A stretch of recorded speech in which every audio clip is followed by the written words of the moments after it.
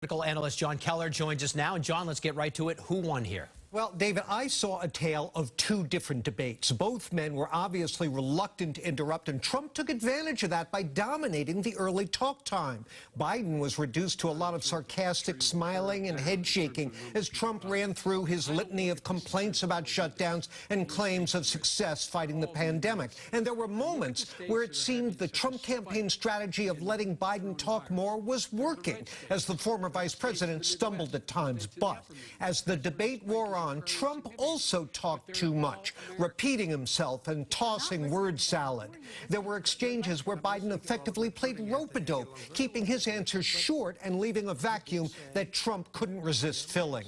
Biden seemed to gain energy during discussion of the D.C. gridlock over more economic stimulus and was able to look into the camera and speak directly to voters in a way Trump could not or would not. Trump's effort to paint the Biden family as corrupt just set up Biden for his best line of the night, I thought. Quote, "It's not about his family and my family, it's about your family."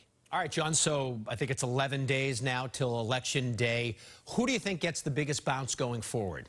Well, you know, that depends on what you need if you're Donald Trump. His replay of his classic red meat rhetoric on illegal immigration, bringing rapists and murderers into the country, surely pleased his base. But those lines have proven to be poison to key voter groups that Trump must do better with between now and Election Day.